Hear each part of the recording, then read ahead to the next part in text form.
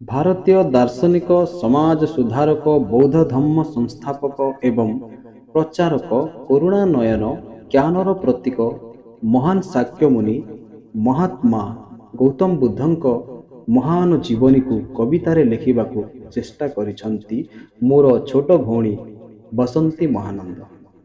ଯଦି ଏଥିରେ କିଛି ଭୁଲ ଥାଏ ତେବେ ଛୋଟ ଭଉଣୀ ଭାବି ଭୁଲଟାକୁ ସୁଧାରି ଦେବାକୁ ଅନୁରୋଧ। ଆସନ୍ତୁ ଆରମ୍ଭ କରିବା।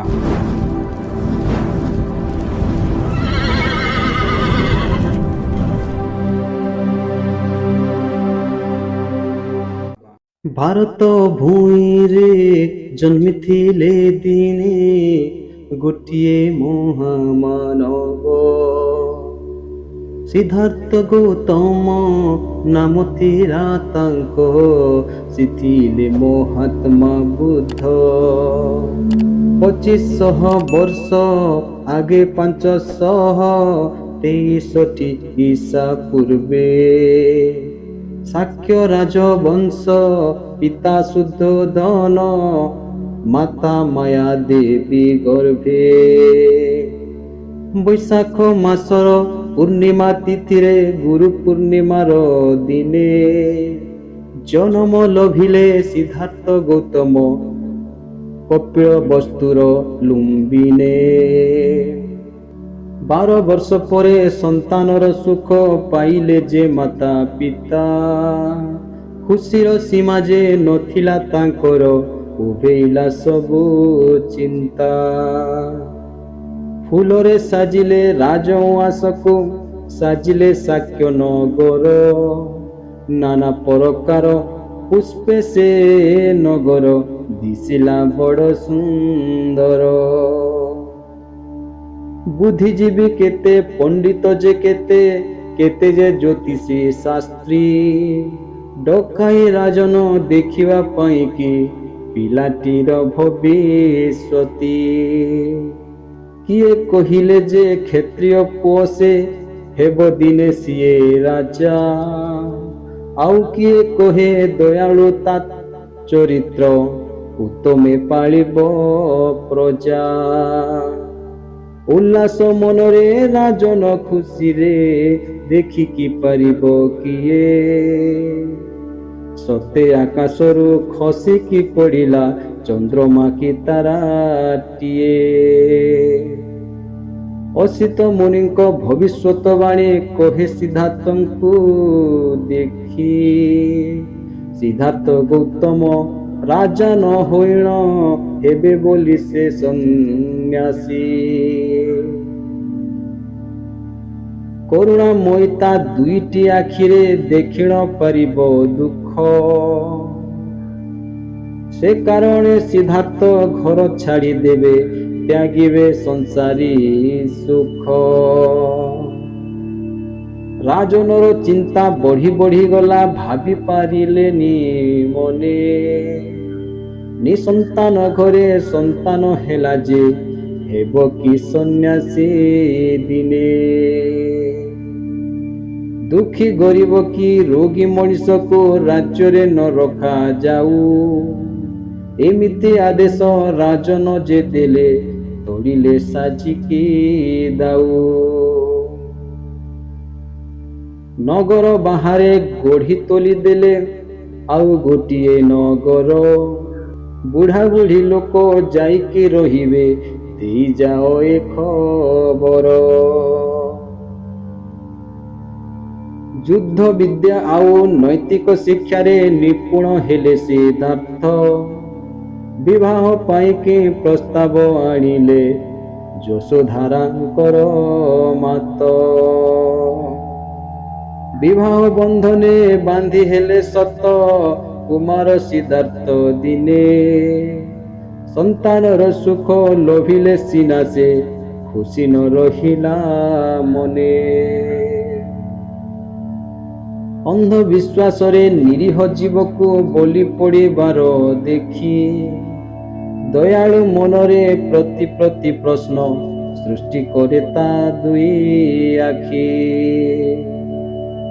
ଯୁଦ୍ଧ ବେଲେ ସବୁ ନରସଂହାରକୁ ଭାବି ଭାବି କାନ୍ଦେ ମନ, ମଣିଷ ମଣିଷ ମାରି ଦେଉଅଛି ଲୋଭ କରି ଖାଲି ଧନ।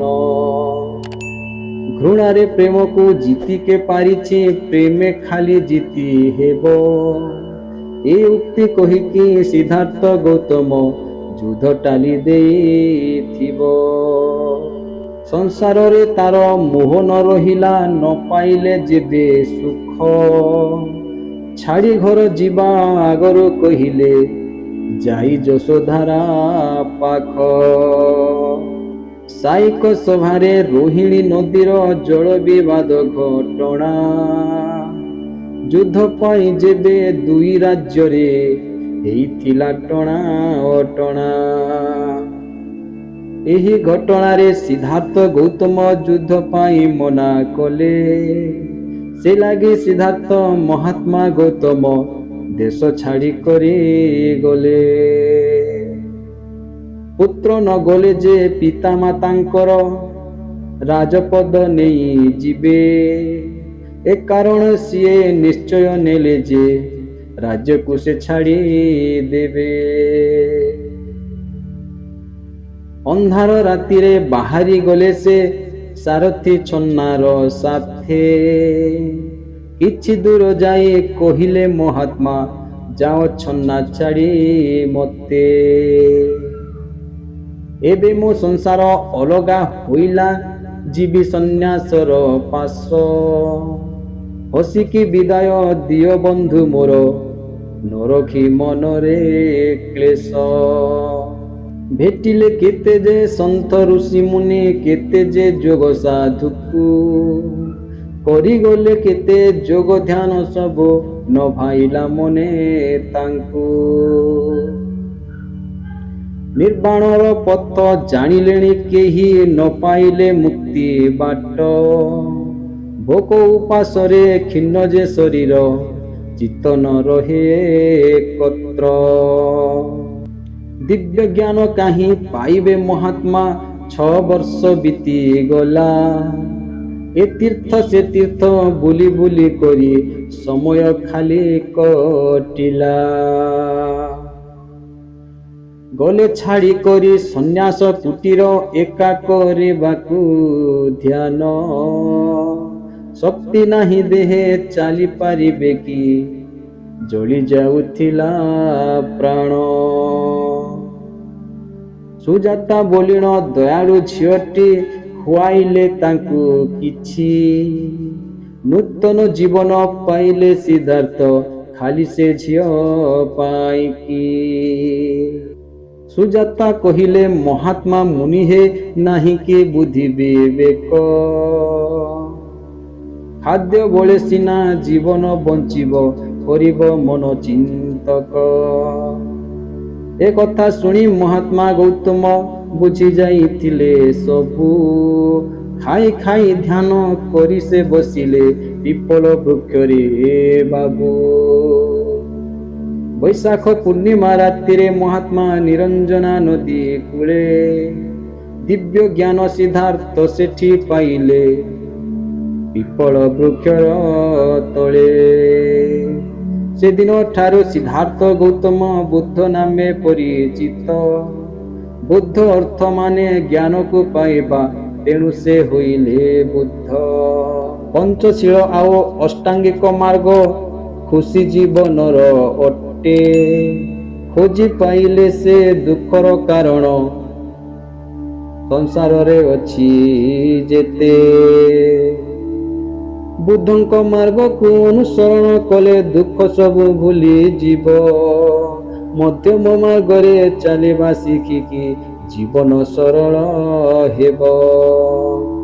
ପବିତ୍ର ଭାରତେ ବୁଦ୍ଧଙ୍କ ଧମ୍ମ ଯେ ସୁପ୍ରସାରିତ ହୋଇଲା।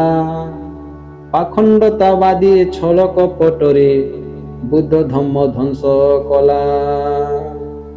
ବଳି ପ୍ରଥା ଓ ଅନ୍ଧବିଶ୍ୱାସକୁ ବୁଦ୍ଧ ବିରୋଧ କରୁଥିଲେ। ବ୍ରାହ୍ମଣବାଦର ଜାତି ପ୍ରଥାକୁ ବି କଠୋର ବିରୋଧୀ ଥିଲେ।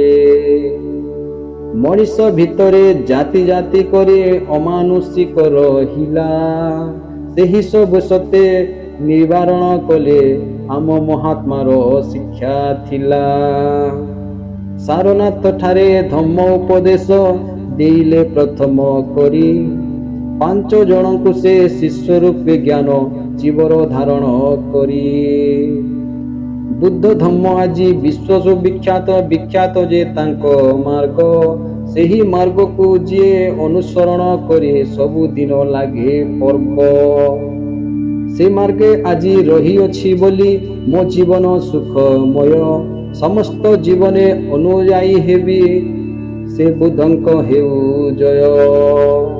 चूर्ण कम्मा पुत्र लोहार पाखरे शेष भोजन करिथिले, भोजन किछि खाइथिबा जोगु देह खराब रे थिले। 483 ईसा पूर्वे स्थान कुशीनारा ठारे निर्पाण को प्राप्त होइथिले बुद्ध प्रहर रातिर बेले। दुख सागरे बुड़िले अनुजाई, कांदिले राजा परजा, झड़ झंझारे भी सदा उड़ुथाउ से बुद्ध धम्मर ध्वजा। तांको चरण रे चित्त मो रहिथिबो सदा बेले, अनुजाई तांको हेई गर्वित मो गर्वित ता धम्मरे। बुद्धं शरणं गच्छामि, धम्मं शरणं गच्छामि, संघं शरणं गच्छामि। नमो बुद्धाय।